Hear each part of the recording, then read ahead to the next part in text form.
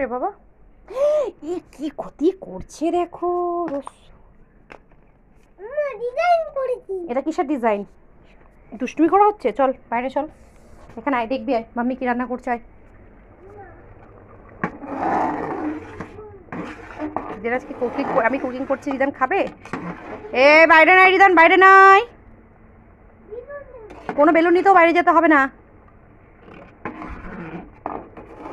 রিদান, ওই ফাটা বেলুন নিতে বাইরে যেতে হবে না।